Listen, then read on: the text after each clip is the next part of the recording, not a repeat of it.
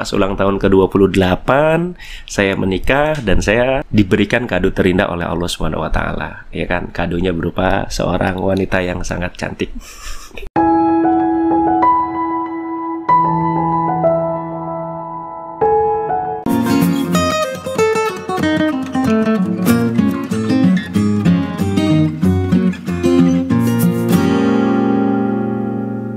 Bismillahirrahmanirrahim. Assalamualaikum warahmatullahi wabarakatuh.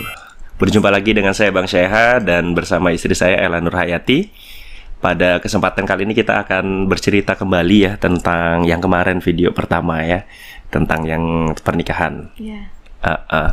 Nah, buat teman-teman yang klik video ini dan menonton video ini, saya ucapkan terima kasih. Mudah-mudahan teman-teman dalam keadaan sehat semua ya. Dan yang belum nonton video pertamanya, teman-teman bisa nonton di linknya ada di atas. Atas ini atau atas ini gitu ya. Nanti linknya saya sertakan di atas, teman-teman bisa lihat. Kita mau cerita tentang kelanjutan kemarin ya. Jadi kan kemarin kita sudah cerita awal ketemu, kemudian sampai menikah gitu. Nah, pernikahan kami itu sebenarnya juga apa ya, unik-unik gitu lah ya. Unik gitu. Tidak biasa. Ya, tidak biasa. Enggak juga sih sebenarnya. Ya cuma sederhana. Oke, sederhananya gimana tuh? Jadi ketika dulu menikah, kebetulan saya sudah mengajukan resign kerja kan. Jadi dulu sebelum nikah kan kerja, tapi setelah memutuskan ingin menikah, saya mengajukan resign kerja. Itu dulu pas resign sebelum nikah berarti kan ya? Iya, tapi iya. masih jadi relawan gitu. Oh iya, betul. Jadi dulu tuh punya banyak waktu lah ya untuk mengurus semuanya sendiri gitu. Termasuk dokumen-dokumen pernikahan. Jadi ke KUA, terus ke catatan sipil, pokoknya semuanya ke RT RW, semuanya saya ngurus sendiri. Saking itu tuh meminimalisir pembiayaan gitu teman-teman. Untuk itu udah lumayan berhemat ya kan? Iya, untuk berhemat. Jadi dulu itu saya ngurus-ngurus sendiri itu cuma bayar buku nikah aja 30.000, udah itu aja. Nggak ada. Kalau sekarang kan mahal ya. Infonya kalau sekarang saya nggak tahu deh bayar berapa. Tapi kalau dengar teman-teman yang menikah itu bayar pencatatan nikah itu bisa sampai jutaan gitu loh. Sejuta. Itu bayar ke KUA gitu maksudnya? Enggak, biasanya ada yang ngurus gitu loh. Oh, maksudnya berarti minta urusin orang gitu ya, kali ya? Jadi biasanya betul, di kampung betul. RT atau misalnya ada sih selain RT bisa siapa gitu yang ngurusin ya, itu mungkin jasanya gitu ya. Itu bisa jutaan gitu. Nah, ketika itu saya ngurus sendiri teman-teman. Alhamdulillahnya ya dikasih banyak waktu gitu. Itu seperti itu yang pertama ya, pernikahan ngurus sendiri. Terus yang kedua, orang tua saya itu tipe yang apa ya? Ya nggak neko-neko sih kan? Iya sih nggak neko-neko. Cuma jadi, dulu ya mungkin saya juga ya masih ya jiwa mudanya gitu lah ya. Tidak sedewasa sekarang. Sekarang juga jadi dulu tuh orang tua kan bilang nggak usah pesta gitu ya. Tapi saya tuh nggak boleh pesta, nggak boleh foto-foto, Pokoknya ya udah akad selesai gitu. Iya. Kalau jadi dulu saya gitu. Mertua saya tuh maunya kita nikah tuh cuma akad di KUA, pulang terus udah, makan gitu. Keluarga doang kan ya? Sebenarnya kalau dipikir-pikir ada bagusnya juga sih gitu ya. Ada bagusnya juga gitu ya. Nikah tidak perlu pesta besar-besar gitu. Tapi waktu itu saya agak ngeyel sama orang tua gitu. Maafin ya Mi. Nah ini nggak boleh ditiru teman-teman. Ya, jadi dulu tuh agak ngeyel. Sebenarnya nggak ngeyel sih. Maksudnya kayak berilah kelonggaran gitu. Waktu itu sebenarnya nggak pesta besar juga. Cuma kayak pakai rumah gitu ya, aula. Dan dekornya juga seala kadarnya, cuma kayak tirai doang gitu loh, nggak pakai yang namanya nyewa tenda dan lain-lain gitu. Kami dulu nikahnya itu ya lesehan gitu loh. Iya, aula ya kan ya. Semisal kayak aula itu kemudian di belakangnya tuh dikasih tirai gitu kan, ya kan? Ada fotonya. Dikasih tirai terus ya udah itu tuh lantai aja gitu ya kan. Iya, gelar karpet atau gelar gitu tikar. Ya sederhana banget gitu ya. Kita nggak ada pelaminan kan? Ya nggak ada. Nggak ada, kursi pun nggak ada. Nggak ada. Jadi dan waktu itu ya saya tuh agak ngeyelnya gini. boleh lah gitu ngundang beberapa teman. Soalnya kan waktu itu mikirnya punya banyak teman, tapi kok masa nggak ngundang gitu. Tapi waktu itu sih ngundang waktu itu lewat grup gitu. Cuman sih. WhatsApp doang kan, pakai WhatsApp. Iya, tapi kan walaupun lewat WhatsApp yang datang ya lumayan gitu. Makanya, aduh gimana ini? Dan itulah hikmahnya. Jadi sebenarnya tuh nikah itu nggak apa ya, yang bikin ribet, yang bikin mahal mungkin kebudayaannya ya, kebudayaan kita, terus sama kemauan, keinginan kita gitu loh. Jadi kan apalagi sekarang ya, saya kalau dengar pernikahan zaman sekarang, aduh itu bisa buat beli rumah dan beli mobil gitu loh, kayak gitu. Dulu waktu pas nikah tuh Abi tuh ngasih uang tuh cuma, seingat saya cuma 10 juta kan? Iya, 10 juta. Jadi kami menikah cuma dengan uang 10 juta.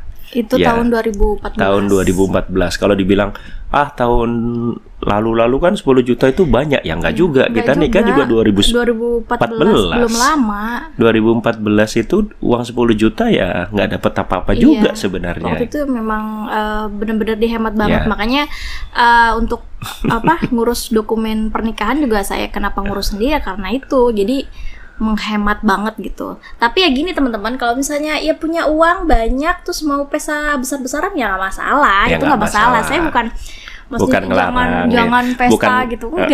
Enggak ya. Ini untuk catatan untuk yang punya punya budget minim gitu ya. Pengen nikah segera. Tapi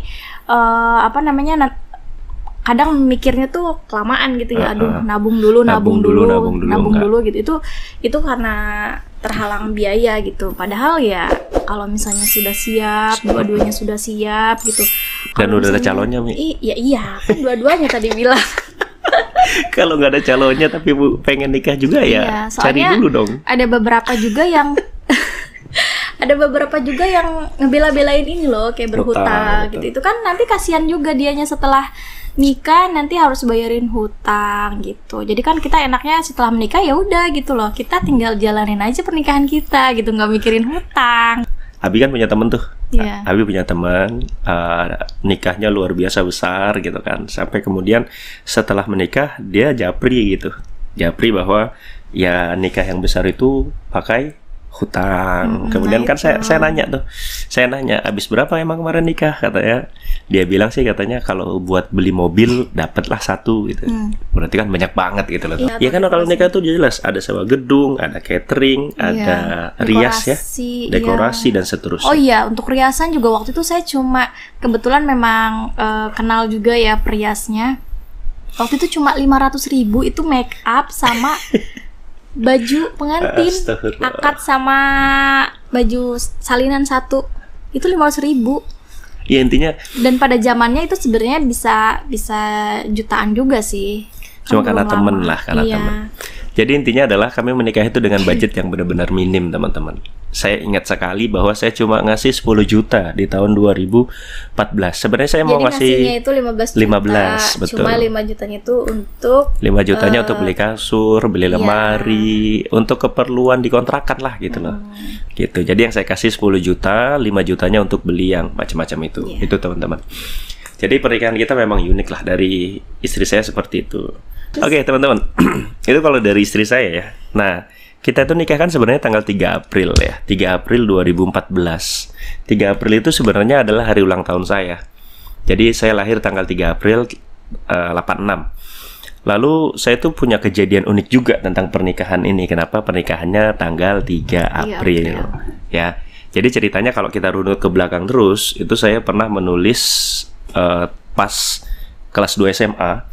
Itu saya nulis saya pengen nikah tanggal 3 bulan April 2014. Kelas 2 SMA tuh udah kepikiran nikah ya? Oh iya dong. Jadi memang waktu itu banget.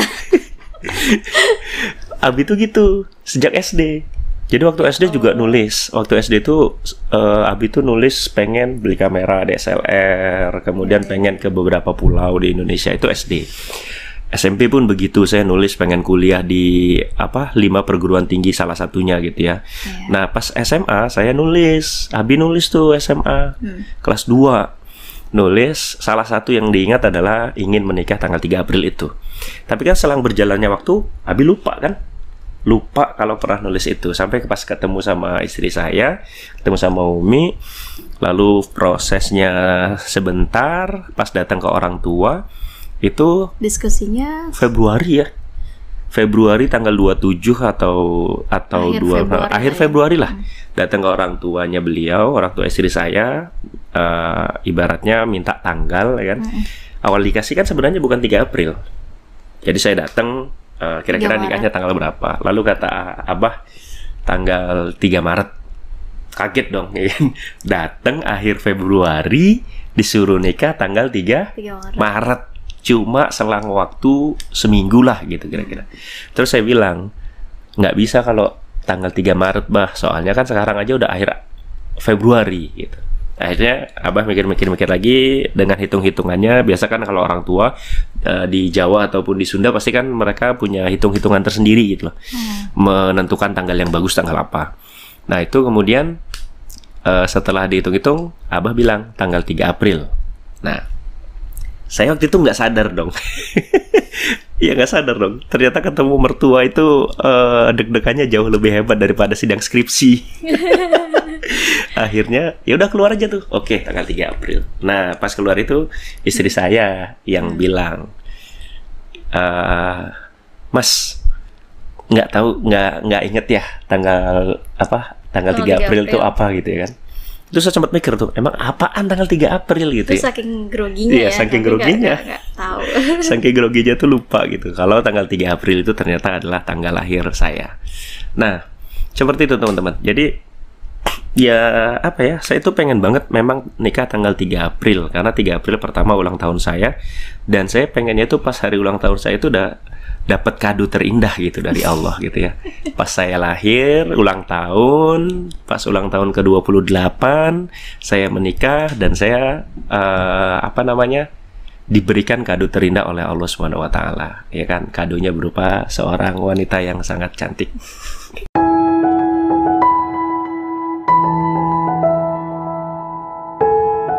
Itu teman-teman. Kemudian hikmahnya ini loh teman-teman. Kalau teman-teman punya keinginan, punya harapan, punya cita-cita, itu tuh kalau bisa ditulis gitu. Saya membuktikan beberapa kali ya, bisa dibilang malah mungkin dari semua mimpi yang saya tulis tuh 80-90%-nya tercapai. Waktu SD mimpi pengen punya kamera, kita punya kamera ya kan. Pengen ke beberapa daerah, pulau-pulau gitu, udah, kalau Abi udah.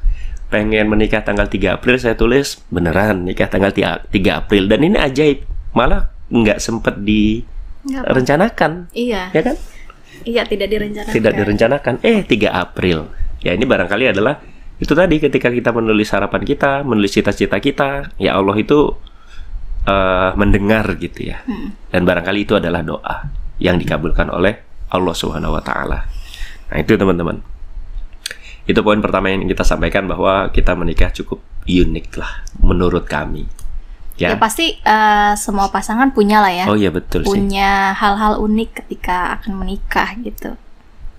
Ada yang dimudahkan gitu kan. Ada yang mesti misalkan perdebatannya panjang gitu kan. Seperti itu. Dan itu akan menjadi cerita tersendiri ya untuk pasangannya.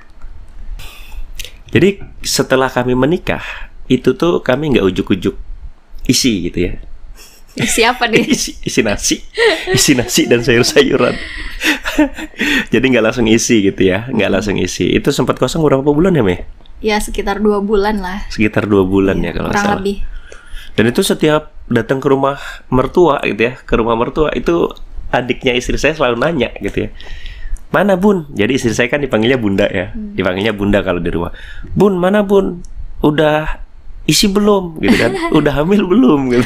Dan kadang bukan adik saya aja sih, kadang teman-teman gitu ya, padahal baru nikah gitu, kok udah ditanyain udah isi belum gitu. Padahal tuh baru sebulan 2 bulan kan udah ditanyain. Jadi teman-teman kalau misalnya ada temennya atau siapapun yang baru menikah ya janganlah kasih pertanyaan itu gitu ya. Jangan sampai nanya yang kayak gitu ya. Sekarang mah doain aja dulu gitu ya, doain agar dia segera dipercayakan sama Allah gitu. Toh kalau misalnya dia hamil juga nanti kan kelihatan juga kan. Iya, dia pun ngomong juga pasti kan. Ya pasti nggak ngomong juga nanti ya dia kelihatan lah gitu nanti hamilnya gitu pas ketika punya anak gitu loh. Jadi nggak usah terlalu kepo lah gitu ya. Nggak usah terlalu kepo gitu. Kalau misalnya dia belum mengumumkan dia hamil ya udah nggak usah ditanyain gitu loh. Itu cuma 2 bulan loh teman-teman. Dan saya cukup dalam tanda kutip tuh gimana gitu waktu pas ditanyain. Tapi kalau saya sih sebenarnya tenang-tenang aja sih, karena ya baru 2 bulan ya udahlah, maksudnya belum terlalu mikirin ke situ karena ya udah nikmatin dulu aja gitu loh berdua. Tapi ternyata suami saya mikir banget gitu.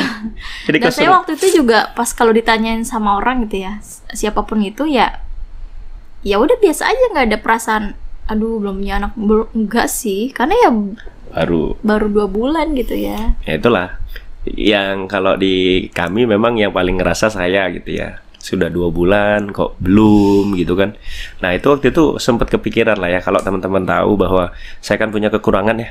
Kaki saya kan sebelah kanan itu polio. Jadi kaki saya itu dari ujung pangkalnya ya, apa ya namanya, sampai bawah itu ibaratnya polio. Dari paha lah ya, pangkal paha atas sampai bawah itu kan polio. Nah itu sempat kepikiran gitu Mi, apa jangan-jangan ini mempengaruhi kesuburan atau bagaimana gitu. 2 bulan kok belum isi-isi. Nah tapi kemudian saya ya baca-baca dong, kemudian referensi, lalu ngeliat ya orang-orang yang punya kekurangan juga mirip seperti saya, tapi ternyata bisa punya anak kok gitu loh. Nah disitulah kemudian ya sudah Bismillah gitu. Nanti kalau Allah kasih pasti Allah kasih gitu. Tapi saya kemudian sampai pada kesimpulan bahwa ya keturunan itu adalah rezeki gitu loh. Keturunan itu adalah rezeki dari Allah, kemudian dan rezeki itu cuma Allah saja yang tahu gitu loh.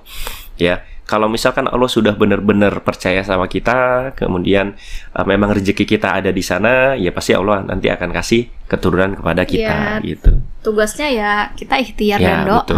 Gitu. Tugasnya adalah ikhtiar dan doa, teman-teman.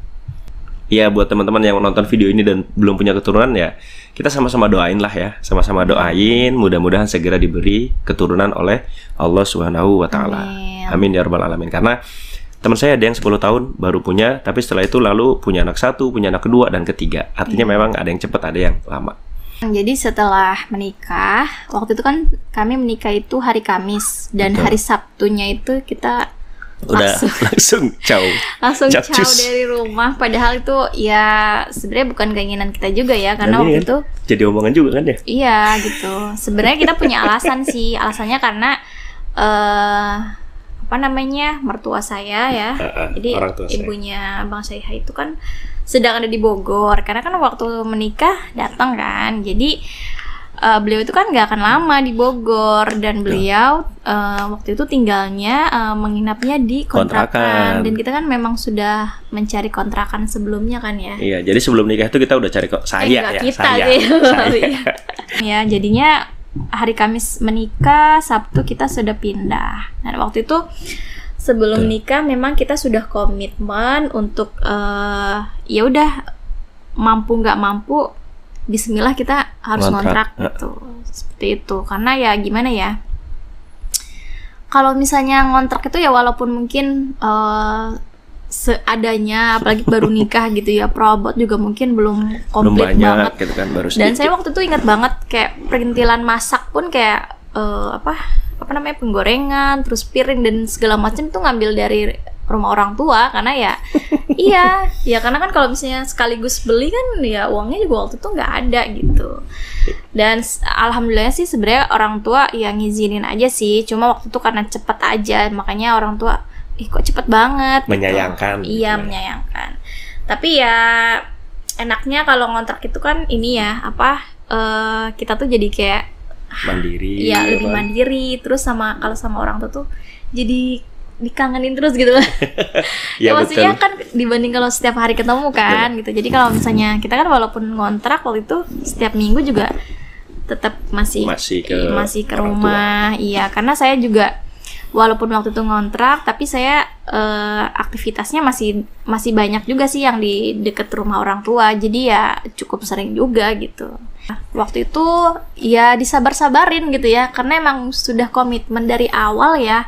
Jadi walaupun keadaannya sederhana banget gitu, dengan perabotan, dengan mungkin sisa uang yang seadanya. Gitu ya, kita memulai hidup baru di situ. Itu benar-benar bareng-bareng dari nol gitu ya kan? Dari nol banget. Karena kan penghasilan saya waktu itu sekitar 800 ribuan. Tapi gitu alhamdulillah waktu itu karena mama ini kan duluan dikontrakan. Jadi tuh dikontrakan sudah ada lemari, kompor, gas gitu. Tapi ya enggak inilah ya, cuma ala kadarnya, secukupnya gitu untuk bisa masak. Jadi memang kalau saya pribadi tuh sebelum nikah sama istri saya udah bilang nanti setelah nikah saya tidak mau tinggal deket sama orang tua, baik orang tua saya ataupun orang tua istri saya. Bukan nggak mau deket, maksudnya tidak mau satu rumah dengan orang tua saya atau dengan orang tua istri saya. Kalau deket sih deket, kalau deket masih Bogor kok. Karena analoginya gini teman-teman, kalau saya pribadi. Jadi kalau teman-teman sanggup, ada uangnya, itu mendingan ngontrak.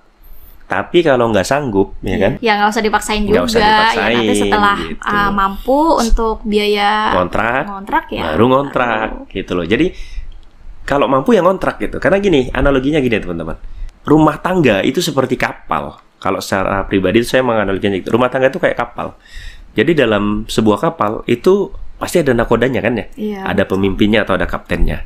Dan pemimpin atau nakoda atau kapten itu ya satu, nggak bisa dua. Jadi kalau misalkan kita berumah tangga, ada rumah tangga orang tua kita, kemudian ada rumah tangga kita dalam satu rumah, itu seakan-akan sebuah kapal punya dua nahkoda.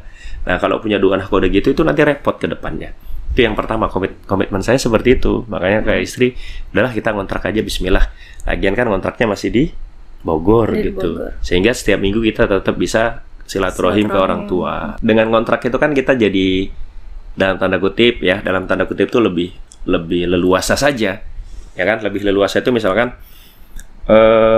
mungkin kita misalkan pas akhir pekan gitu ya, pengen tidur habis subuh gitu kan. Ya kan nggak menutup atau rumahnya kan? Lagi mager beres-beres gitu loh. Ya udah sah aja ya, tapi kalau di rumah orang tua kan bisa-bisa dimarah. Nah, itulah makanya. Ya enggak sih, maksudnya kan enggak enak juga gitu. Misalkan ditinggal di rumah orang tua saya. Lalu istri saya pas akhir pekan ngerasa badan capek, tidur habis subuh. Pasti kan orang tua saya bakal ngomel gitu loh. Itu kok tidur aja kerjaannya gitu loh. Nah, makanya dengan memisahkan diri itu kita bisa lebih leluasa. Atau tadi yang istri saya bilang ya, misalkan lagi males cuci piring itu, nantilah dulu gitu ya kan. Nah, itu nggak jadi omongan ya kan ya. Nah, itu teman-teman pentingnya kenapa kita harus ngontrak rumah. Walaupun cuma petakan doang ya. Ya semampunya gitu. Kalau mampu ngontrak, kalau tidak ya tidak apa-apa. Nah, teman-teman sekalian, tadi kita udah bahas tuh tentang proses pernikahan ya kan ya. Kita cerita tentang proses pernikahan kita.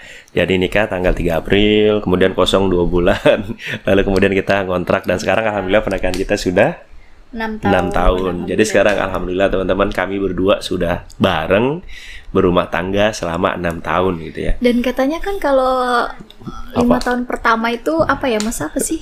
Saya lupa lah ya. Intinya ada yang ngomong kan ya? Iya.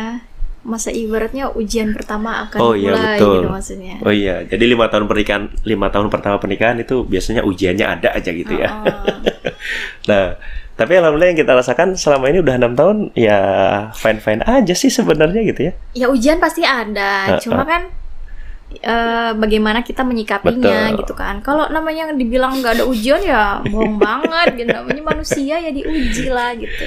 Cuma ya itu kan, kita tuh ya, saya juga sebenarnya belajar dari Bang Seha sih. Maksudnya alhamdulillah dalam 6 tahun itu saya banyak belajar dari Bang Seha mengenai syukur dan sabar. Jadi ya apa ya, ya memang betul ya, kalau kita dalam waktu 6 tahun pun itu kayaknya belum cukup mengenal gitu kan. Betul. Kadang juga ya karena ya setiap hari tuh kayaknya ada aja hal baru gitu ya, yang misalnya dari Abi nih hal apa gitu kan, setiap harinya tuh pasti ada ya, karena memang kita hidup perkenalan gitu. Kita itu ya memang seumur hidup gitu ya.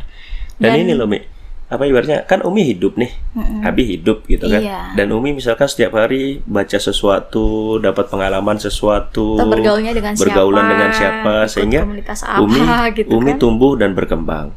Saya pun gitu, tumbuh dan berkembang. Artinya istri saya yang dulu 6 tahun yang lalu itu beda dengan yang sekarang, sehingga kita harus senantiasa mempelajari terus menerus. Kita nggak bisa loh 100% mengenali pasangan kita gitu loh. Iya, dan alhamdulillahnya ya baik saya atau suami gitu ya kita berusaha untuk mencoba menerima gitu ya, sepaket gitu.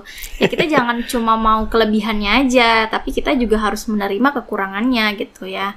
Kita yang mesti kita ingat tuh ya kelebihannya mestinya gitu kan. Kalau kekurangannya ya udahlah, cukup untuk kita ini aja jadikan pelajaran gitu kan. Betul, itulah makanya tadi yang Umi bilang gitu, bahwa Umi tadi kan bilang bahwa dalam menikah itu 2 hal yang penting adalah syukur dan sabar ya kan. Kita mensyukuri semua kelebihan ya kan, semua kebaikan gitu kan dari pasangan kita gitu ya kan. Nah, itu kita syukuri gitu, alhamdulillah. Misalkan saya nih, saya tuh bersyukur banget gitu, seperti yang di awal saya bilang tadi, saya tuh bersyukur banget dapat istri saya gitu loh. Yang pertama yang saya syukuri gitu ya, istri saya itu mandiri gitu. Umi kan dulu sering ya waktu baru nikah gitu kan, misalkan udah biar Umi belanja sendiri aja misalkan, atau misalkan mau kemana sendiri gitu ya kan. Ya itu sebenarnya mandiri atau apalah itu ya. Tergantung keadaan sih kan. Kalau sekarang kalau agak-agak manja gitu mungkin dulu istri saya itu tahu gitu, mau manja-manja itu belum bisa gitu ya kan. Belum bisa. Dan ya saya juga tidak banyak menuntut sih sama suami saya gitu ya. Maksudnya apalagi kan Abi kan nggak bisa bawa motor gitu. Dan saya juga sebenarnya nggak berpikiran kayak ya Allah gitu ya, suamiku nggak bisa bawa motor. Enggak juga gitu, kayaknya ya udah gitu, dijalanin aja. Nah gitu. Itulah yang saya bilang tadi, itu yang Abi bilang tadi. Maksudnya kalau dipikir-pikir pasangan kita tuh punya banyak kelebihan yang melengkapi kita gitu loh. Betul. Nah itulah yang harus teman-teman ini. Kekurangan itu ya memang tertutupi sih, tertutupi. Nah itulah pentingnya syukur dan sabar. Nah selain kelebihan dan kekurangan, ya kita juga harus sadar dong ya, bahwa pasangan kita itu pasti punya kekurangan kan. Dan kita pun sebenarnya punya kekurangan gitu. Kalau misalkan pasangan kita saja mau sabar menerima kita, ya kenapa kita nggak bisa sabar menerima pasangan? Ya kan gitu. Makanya kadang suka bingung juga sih, ada yang bilang saya tuh nggak cocok sama dia gitu. Padahal kan belum maksimal kan, dia itu. Pasangan itu kan saling melengkapi kan harusnya gitu. Kalau yang misalnya nggak cocok, gimana berarti kan ada yang salah gitu loh. Iya gitu. Berarti ada yang salah. Nah itulah ya teman-teman. Dan saya ingat betul gitu loh, nasihat dari orang tua saya, almarhum bapak saya itu pernah bilang begini gitu. Nanti kalau kamu menikah dengan seseorang, ada kalanya pasanganmu itu akan menjadi seperti api, panas, membara, ya kan, marah, ngomel gitu kan. Ya terus. Nah itu almarhum bapak saya kemudian bilang, nah ketika pasanganmu seperti itu, maka kamu sebaiknya menjadi air. Ya kan? Kalau pasanganmu sedang menjadi api, kamu harus menjadi air. Jangan sampai pas pasanganmu menjadi api, kamu jadi api juga. Dan gitu. Alhamdulillahnya teman-teman, selama 6 tahun ini tuh yang jadi air selalu Bang Seha. Ya mungkin itu salah satu yang saya syukuri juga ya. Maksudnya dapat suami yang sabar gitu ya. Cie. Iya, maksudnya yang selalu jadi air kan Abi. Ini kalau misalkan ya biasalah ya emak-emak gitu. Biasanya nih misalkan istri saya kan ada sesuatu yang nggak suka gitu ya. Iya. Dan perempuan itu kan kalau ada sesuatu yang nggak suka, dia harus ngomel. Iya, harus ngomel. Ya kan? Demi kesehatan psikologisnya dan sebagainya. Kan harusnya memang 20.000 Iya, 20.000 kata itu harus keluar. Harus gitu. Keluar. Apa jadinya kalau tidak keluar gitu loh. Nanti dalam hati tuh. Dan itu uniknya gitu tuh. Jadi kalau misalkan istri saya ngomel gitu ya, tapi biasanya istri saya itu ngomelnya di WA. Istri saya, ya saya alhamdulillah banget, istri saya ini tidak pernah selama 6 tahun nggak pernah suaranya lebih keras dari saya dan seterusnya. Dan kalau misalkan ada sesuatu yang tidak dia sukai, biasanya istri saya tuh WA panjang lebar gitu ya. Soalnya gitu. Gak berani kalau misalnya kayak langsung gitu, kayak langsung gak berani ya? Gak berani. Gimana ya rasanya? Gak segen bisa aja gitu sama suami gitu ya. Nah ini juga salah satu kelebihan istri saya teman-teman. Jadi istri saya itu sangat luar biasa dididik oleh orang tuanya, menghargai banget suaminya. Jadi kalau ada apa-apa pun gak berani gitu ngomong langsung. Biasanya saya Yang sering adalah saya berangkat kerja, tapi saya tahu ada yang nggak beres ini gitu loh. Jadi benar tuh, pas sampai kantor itu tuh udah panjang banget WA-nya. Cerpen ya? Oh, kayak cerpen kayaknya. Dan keselnya, dan keselnya tuh cuma dijawab apa? Oke, maafin ya. Iya, jadi istri saya. Maafin ya, Mi. Udah gitu dong. Atau nanti penutupnya I love you. Itu kan, aduh, bete banget sebenarnya. Pengennya kan berantem, oke. Enggak sih, maksudnya ya sebenarnya kalau dengan jawab gitu jadi tidak selesai ada, ya gitu. tidak alasan untuk jadi panjang gitu sebenarnya. Ya saya juga oh ya udah kelar gitu loh. Ya gitu. Bedanya kalau misalnya dibales gitu ya TikTok gitu, ya mungkin nggak tahu ya jadi berantem mungkin. Nah itulah. Jadi memang seperti yang saya lakukan. Kalau udah ngomel panjang banget, paling saya balasnya, oh iya Mi, maafin Abi ya, Abi yang salah. Dah. Terus I love you. Dah gitu doang. Ya memang sebenarnya kadang-kadang ada juga sih. Aduh, apa sih ini, pengen balas juga gitu. Tapi ya sudah, saya selalu ingat nasihat orang tua saya tadi lah, bahwa namanya menikah kan nggak mungkin lurus-lurus aja. Jadi itu teman-teman tentang pernikahan kita kurang lebih 6 tahun. Kurang ya memang 6 tahun ya. Udah kurang lebih, emang udah 6 tahun. 6 tahun. Semoga ada yang 7 tahun. Iya, semoga gitu sampai ya. 8 tahun, 9 tahun dan seterusnya. Amin. Dan itu tadi intinya ya kita harus menerima pasangan kita satu paket. Kekurangan dan kelebihannya. Mudah-mudahan apa yang kami sampaikan ada manfaatnya ya teman-teman sekalian ya. Apapun itu, kalau ada kebaikannya silakan diambil. Kalau memang ada yang tidak berkenan, ya di skip aja. Di skip aja gitu ya. Kita cuma mau sharing, mudah-mudahan ini jadi manfaat. Dan sebenarnya ini juga buat kami sendiri juga gitu. Siapa tahu nanti anak-anak kita sudah besar ngelihat bagaimana perjalanan ayah ibunya, pernikahannya dan sebagainya. Ini jadi pelajaran buat semuanya. Mohon maaf kalau banyak kesalahan teman-teman. Terima kasih sudah menonton. Dan assalamualaikum warahmatullahi wabarakatuh.